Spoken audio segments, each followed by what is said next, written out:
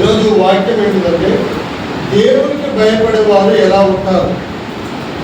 దేవునికి భయపడుతున్నారని మనం ఎలా ఉండాలి, దేవునికి భయపడేవారు ఎలా ఉంటారు.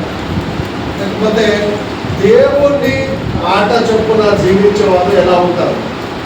హల్లెలూయా. దేవుని మాట చొప్పున జీవించేవారు ఎలా ఉంటారు, ఇది అంశం.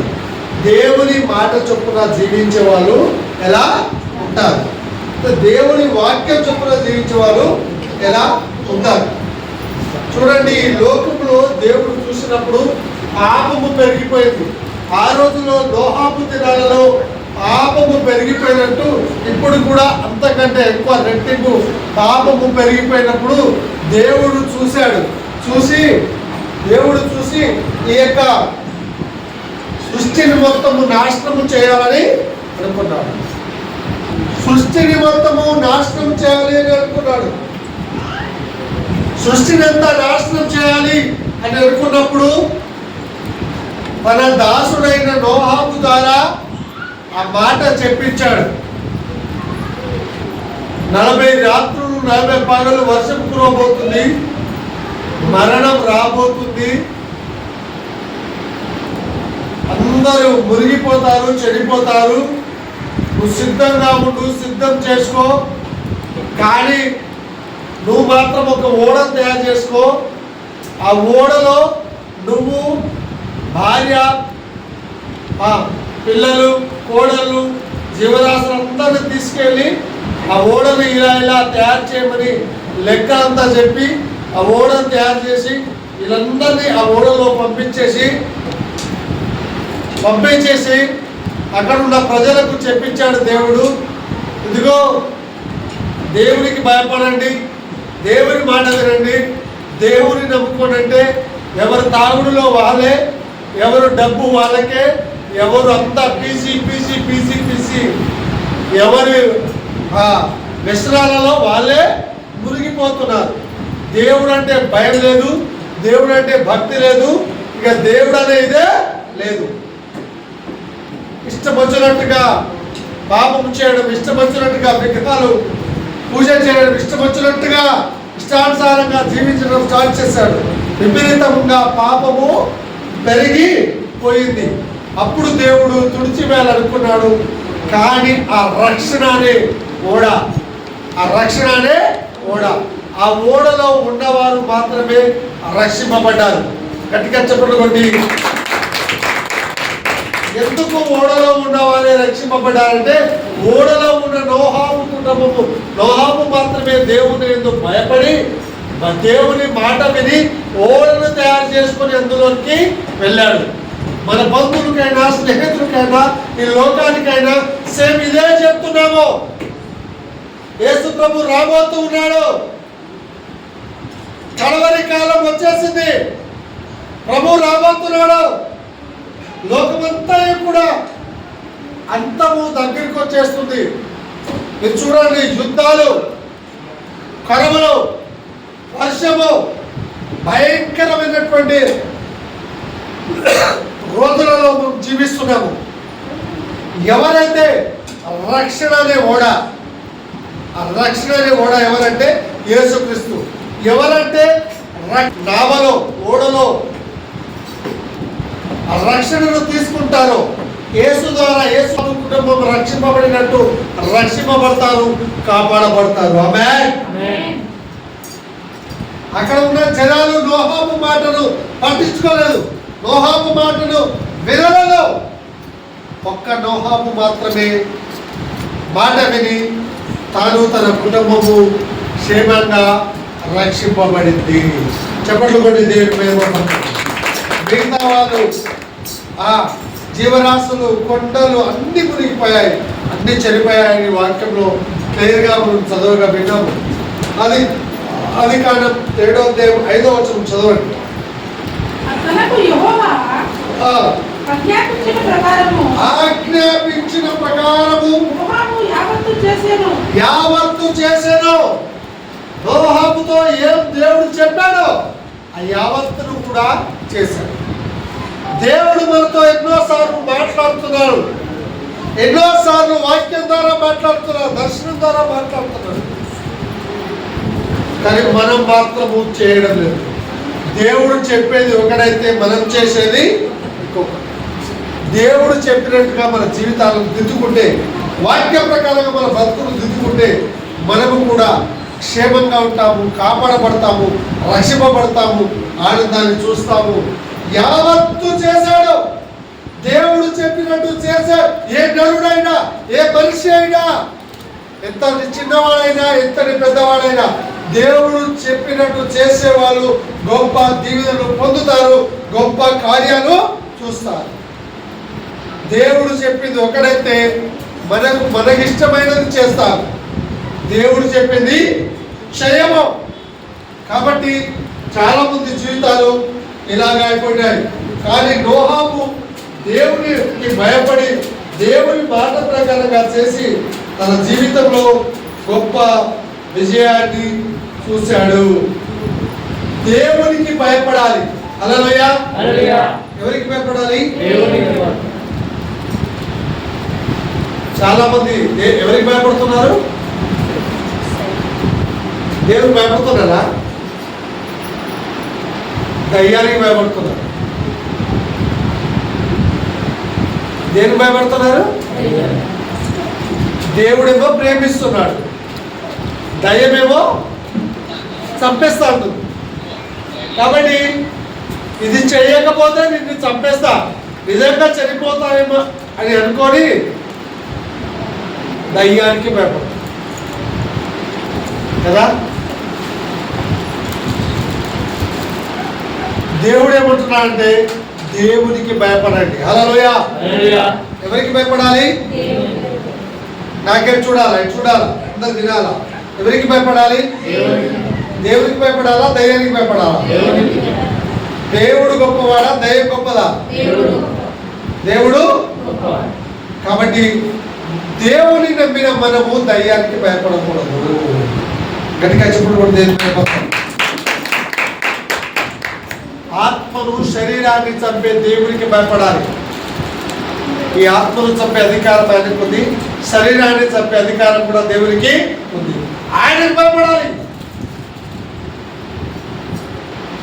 సాతానుడు ఏం చేస్తాడంటే చెప్తాడు, నువ్వు చేయకపోతే ఇది చేస్తా, అది చేస్తా, నీ పిల్లలను చంపుతా, నీకు ఆస్తి నష్టం కలగజేస్తా, అనారోగ్యం కలగజేస్తా అంటే మనం భయపడిపోయి అయ్యో ఎక్కడ ఇది జరిగిపోతుందేమో అని దేవుని మర్చిపోయి దయ్యానికి ఫాలో అవుతాం.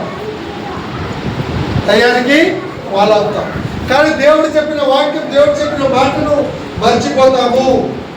కానీ నోహాము అలా భయపడలేదు. నోహాము దేవుని మాట ప్రకారంగా చేసి కాపాడబడ్డాడు, రక్షింపబడ్డాడు. గొప్ప కార్యము. తాను తన కుటుంబము రక్షింపబడింది. అందును బట్టి దేవునికి వందనాలు. హల్లెలూయా. హల్లెలూయా. హల్లెలూయా. దేవుని మాట విని దాని ప్రకారంగా చేసిన ఇంకో వ్యక్తి ఎవరంటే అబ్రహాము. ఆదికాండం 22వ అధ్యాయం 1వ వచనం చూడండి.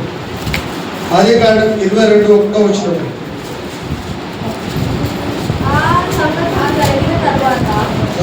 దేవుడు అబ్రహామును పరిశోధించాడు.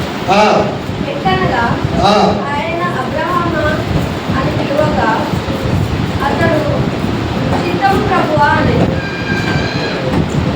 అప్పుడు ఆయన నీకు ఒక్కడై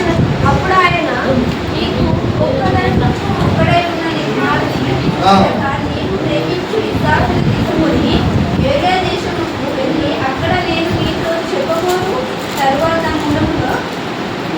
పర్వతములో ఒక దాని మీద దహన బలిగా నేను అర్పించమని చెప్పాను. తెల్లవారినప్పుడు అబ్రాహాము లేచి తన గాడిదను ఎంత కట్టి తన పనివారిలో ఇద్దరిని తన కుమారుడు ఇస్సాకును వెంట పెట్టుకొని దహన బలి కొరకు కట్టెలు తీర్చి లేచి దేవుడు తనకు చెప్పిన చోటికి వెళ్ళాను. చెప్పిన చోటికి వెళ్ళాడు.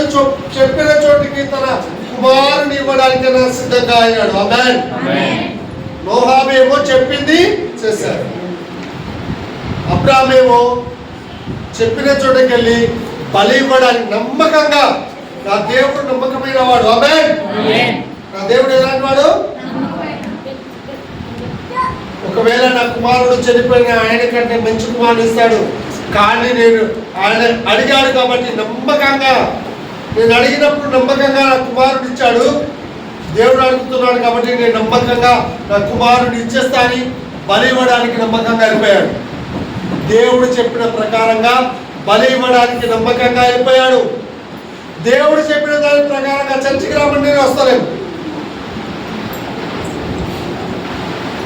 దేవుడు చెప్పిన దాని ప్రకారం దేవుడికి ఏమంటే ఇస్తలేము.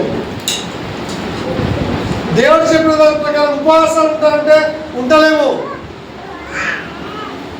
ఆయన దేవుడు చెప్పినట్టుగా చేశాడు కాబట్టి గొప్ప ఆశీర్వాదం పొందాడు. ఆమేన్. హల్లెలూయా, హల్లెలూయా. బలి ఇవ్వడానికి ఈరోజు దేవుడు బలి కోరుకోవడం లేదు, కానీ విరిగి కలిగిన మనసు కోరుకుంటున్నాడు. ఆమేన్. ఈ హృదయాన్ని కోరుకుంటున్నాడు. దేవునికి ఏం కావాలి? నీ హృదయము కావాలి, విరిగి కలిగిన మనసు కావాలి. దేవుడు ఎప్పుడు బలి కోరడం లేదు, నీకోసం బలి అయ్యాడు. నీ మనసు కావాలి, నీ హృదయం కావాలి, నీ మనసులో దేవునికి స్థానము కావాలి.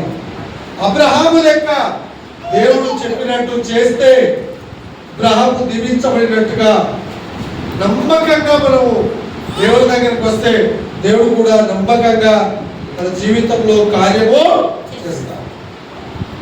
ఆదికాండం 39వ అధ్యాయం 9వ వచనం.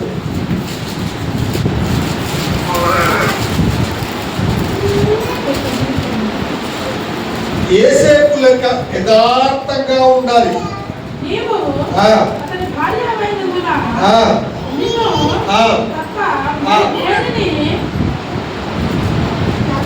మరి దేనిని 39:9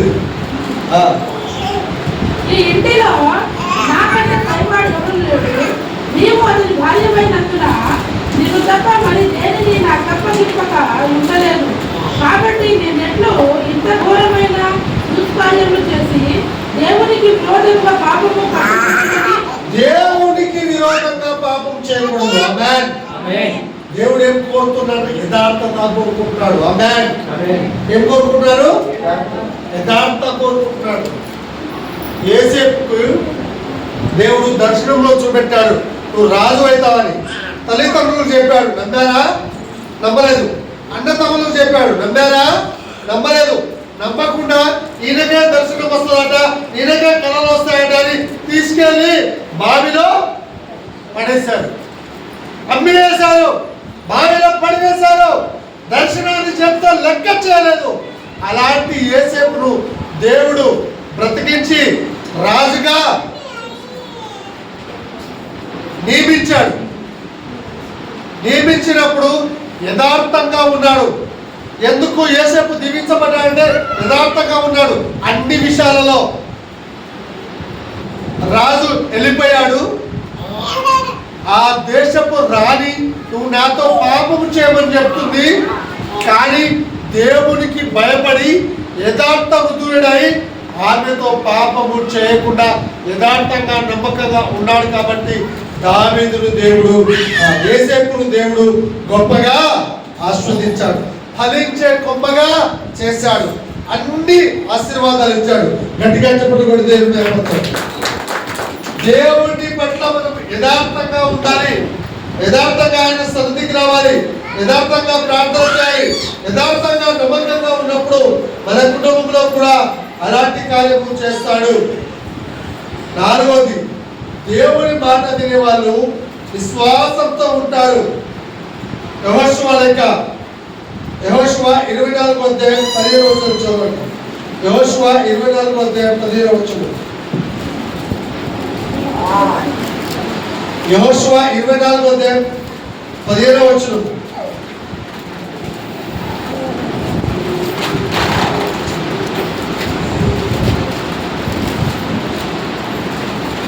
యెహోషువ 24:15.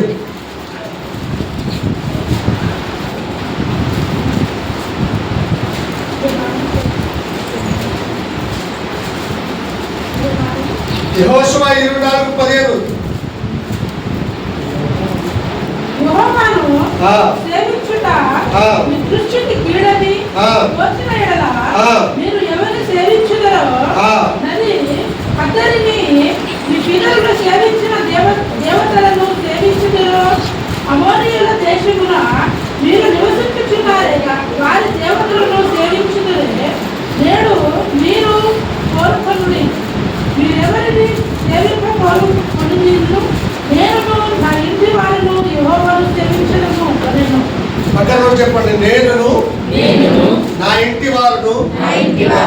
యెహోవాను సేవిస్తాము. ఎవరు ఎవరిని సేవించినా పర్లేదు కాదు, నేనును నా ఇంటి వారు. పక్కన చెప్పండి, నేనును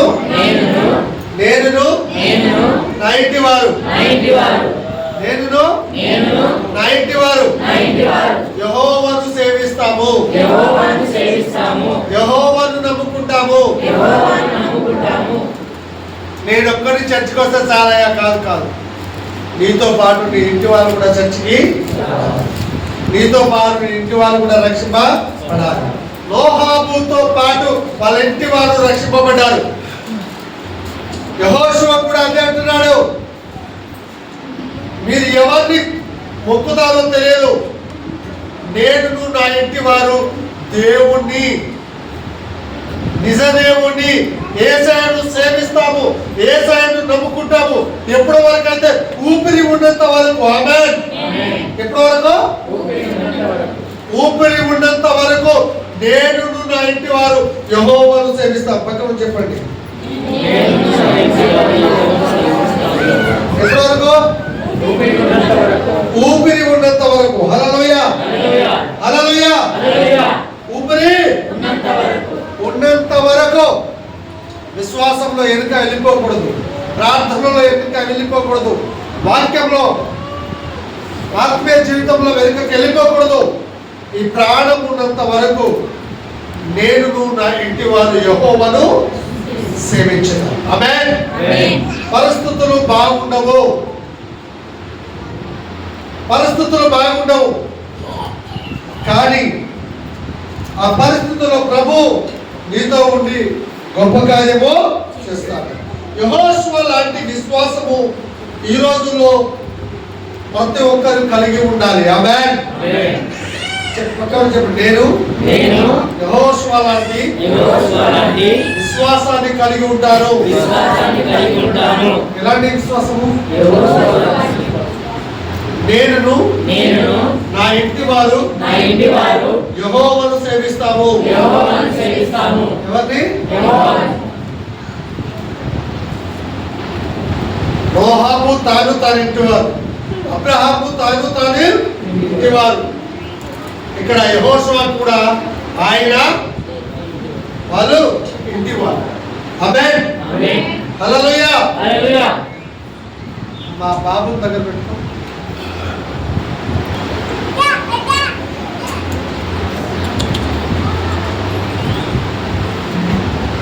యేసేపు ముందుగా దేవుని నమ్మినందుకు, దర్శనాన్ని నమ్మినందుకు, యథార్థంగా ఉన్నందుకు, నమ్మకంగా ఉన్నందుకు, తాను అధికారి కావడమే కాకుండా తన కుటుంబము కొరకు ముందుగా యేసేపును దేవుడు నియమించాడు. ఆమేన్.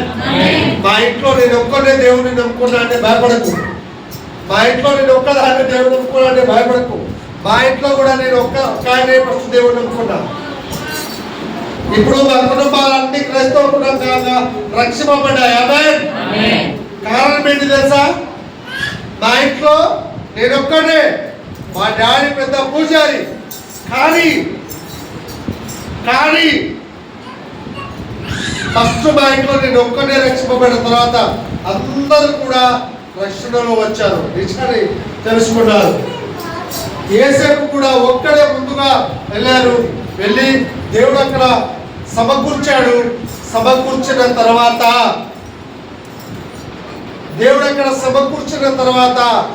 తన కుటుంబం మొత్తాన్ని కాపాడుట కొరకు, రక్షించడం కొరకు యేసేపును ముందుగా పంపించాడు. ఆమేన్. నీ ఇంట్లో నువ్వు ముందుగా దేవుని దగ్గరికి వచ్చావంటే నీ ద్వారా నీ కుటుంబము రక్షింపబడాలి, నీ బంధువులు రక్షింపబడాలి, నీ కుటుంబం రక్షింపబడాలి, నీ స్నేహితులు రక్షింపబడాలని దేవుని ప్రణాళిక అయి ఉంది. ఆమేన్. నువ్వు రక్షింపబడి ఆగిపోకూడదు. నీ బంధువులు, నీ స్నేహితులు వాళ్ళు కూడా రక్షణలో రావాలా. యెహోషువ లాంటి విశ్వాసము, యేసేపు లాంటి విశ్వాసము. యేసేపుకేమో పూలబాటకు దొరకలేదు.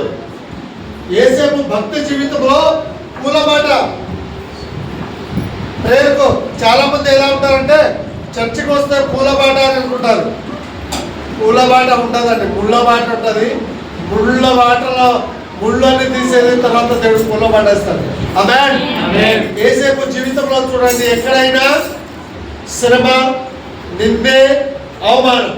ఒకవైపు శ్రమ, కష్టము, నింద, ఇంకోవైపు గొప్ప ఆశీర్వాదం. ఆమేన్. గట్టిగా చెప్పండి, దేవుని వేపంచండి. హల్లెలూయా, హల్లెలూయా.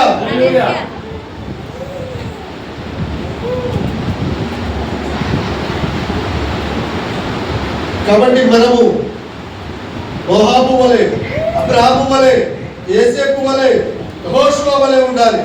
దానియేలు 6:10. దానియేలు లాగా మనం ప్రార్థన వదిలిపెట్టకూడదు. దానియేలు లాగా దేవుని వదిలిపెట్టకూడదు, ప్రార్థన వదిలిపెట్టకూడదు. దానియేలు గ్రంథము 6:10. ఇంటి శాస్త్రము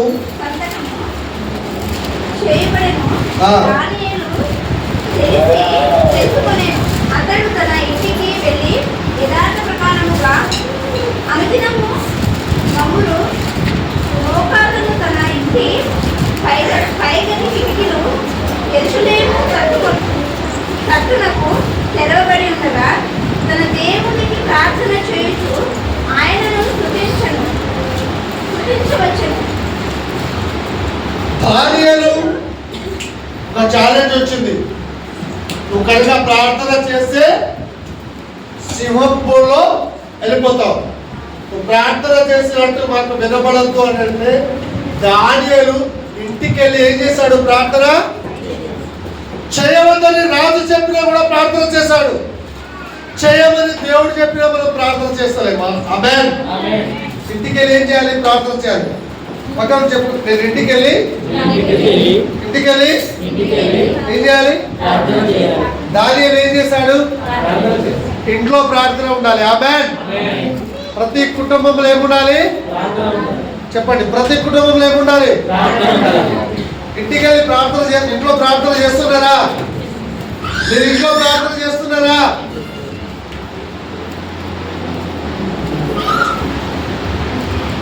దానియేలు ప్రార్థన వదిలిపెట్టమంటే, ఒకవేళ నువ్వు వదిలిపెట్టకపోతే కూడా వెళ్ళిపోతా, కానీ నేను ప్రార్థనను వదిలిపెట్టనన్నాడు. ఆమేన్. ప్రార్థన మానలేదు. కాబట్టి మనం ప్రార్థించడం, ఇంట్లో ప్రార్థన చేయడం మానకూడదు, మందిరానికి మానకూడదు. దానియేలు లాగా దేవుని మాట విని ప్రార్థించడము మానకూడదు.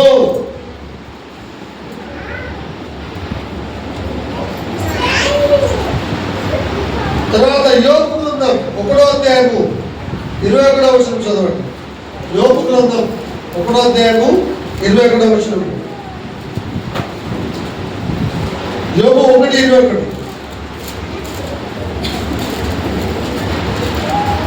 యోబు 1:21.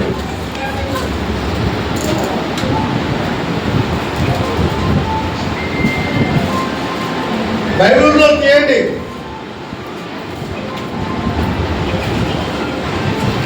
బైబిల్లో తీయండి. యోబు 1:21. నేను నా తల్లి గర్భములో నుండి దిగంబరినై వచ్చింది. దిగంబరినై అక్కడికి తిరిగి వెళ్ళెదను. యెహోవా ఇచ్చెను, యెహోవా తీసుకొని పోయాను. యెహోవా నామమునకు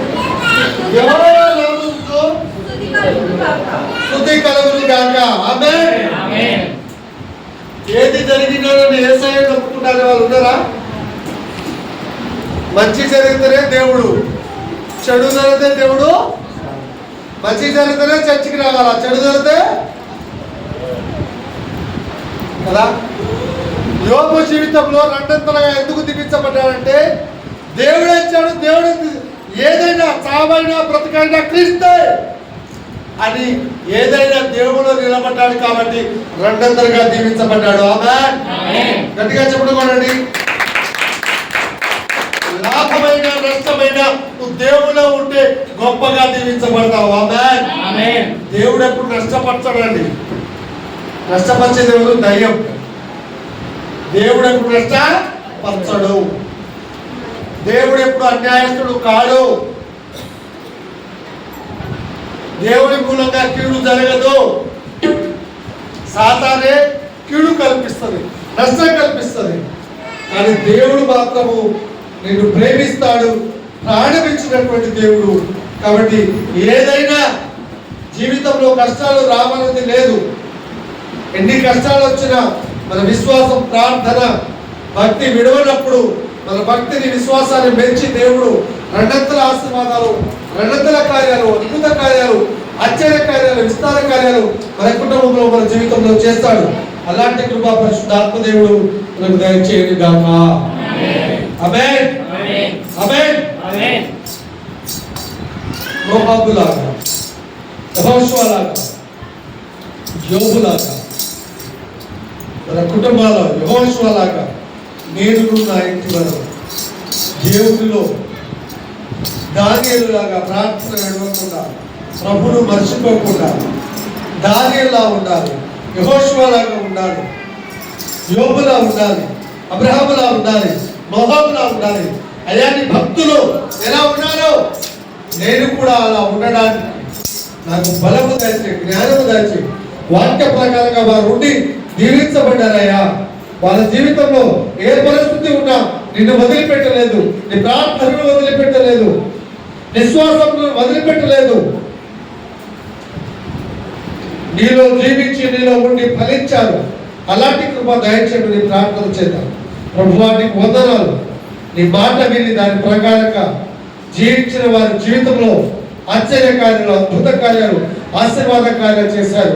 ఎన్ని కష్టాలు, ఎన్ని నష్టాలు, ఎన్ని అవమానాలు, ఎన్ని నిందలు ఉన్నా ప్రభా, ఈ వాక్యము బ్రతికించింది, ఈ వాక్యము ఆశీర్వదించింది, ఈ వాక్యము పాపములో నుండి, శోధనలో నుండి, బంధకాల నుండి విడిపించింది, బ్రతికించింది, స్వస్థపరిచింది, విజయం ఇచ్చింది.